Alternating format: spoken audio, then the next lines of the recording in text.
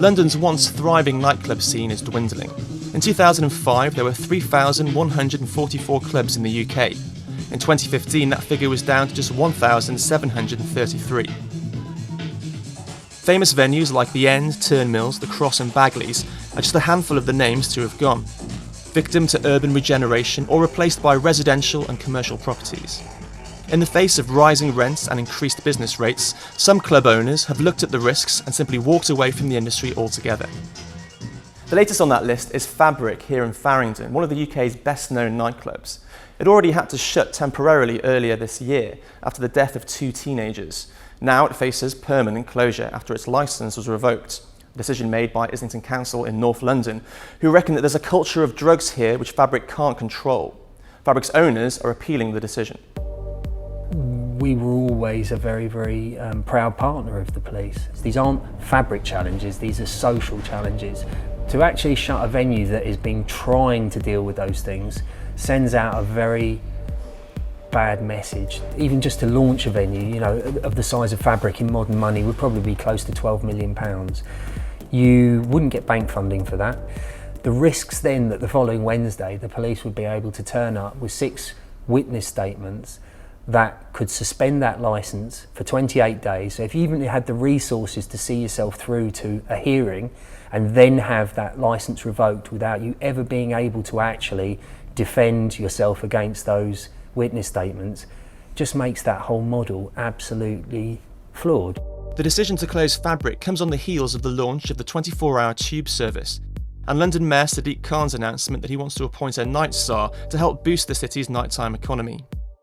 According to the Nighttime Industries Association, the nighttime economy has an annual turnover of £66 billion and accounts for nearly 6% of the UK's GDP. Well, a lot of people come here every year, not just to see the Houses of Parliament and Buckingham Palace, but also to go to places like Fabric, the Warehouse Project, Sub Club, XOYO. People have come on EasyJet and the Eurotunnel and fly in and out all the time to Manchester because it's who we are. It's also a reason why people like Industrial Light and Magic will relocate to Soho, and the best of the brightest internationally want to be in London. We have over 300 million visits per year after 8 p.m. in the nighttime economy, and tourism is a key component. And at a moment where we say London is open, it's a cruel irony with the 24-hour tube that Fabric actually currently has its doors shut. For others, the closure of clubs like Fabric speaks of a broader trend regarding the changing face of certain city neighbourhoods. I think ironic with the name Fabric, there is now sort of an anxiety, a general anxiety that the fabric of London, London's fabric as a sort of social and entertainment hub is under threat.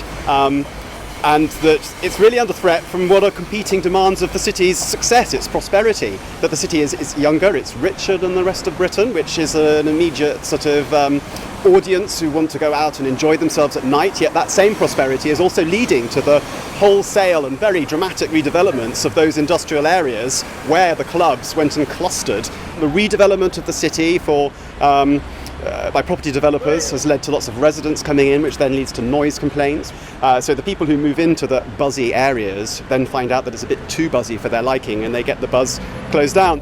On a typical weekend when Fabric was open, around 7,000 people used to travel through Farringdon on their way to the club. So if it stays permanently closed, it could have a profound impact on the local economy. But some businesses here say it could be a good thing. The area is on the up, they argue, and they want to attract older and wealthier customers. To be honest, I don't think gonna really affect our business because it's not really the target of customer we would like to bring here. We would like to have a bit more older people, and that's what we are looking for.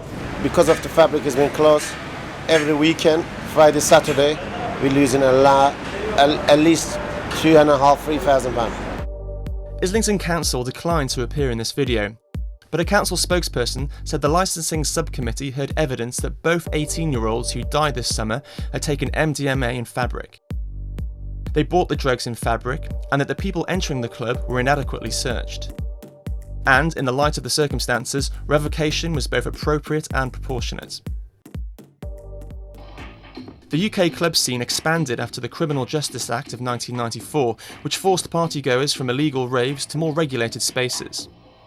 With clubs like Fabric closing, Caroline Russell, a member of the London Assembly and a local councillor, is worried about the alternatives that young people might seek out.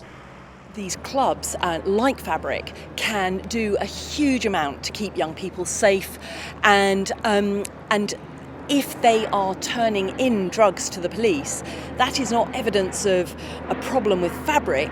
It's evidence that drugs are endemic in London, but it's evidence that we have a venue that is actually trying to be responsible. The tragic deaths of 2 teenagers has brought the risks that some young people take while clubbing into focus, and has closed Fabric's doors. The challenge of reducing these risks, combined with the unfavourable outlook for nighttime venues, might make would-be club owners think twice about trying to fill this and similar gaps in the market. Fears about the demise of the nightclub and its impact on the UK's nighttime economy are unlikely to go away anytime soon. Daniel Garahan, Financial Times, London.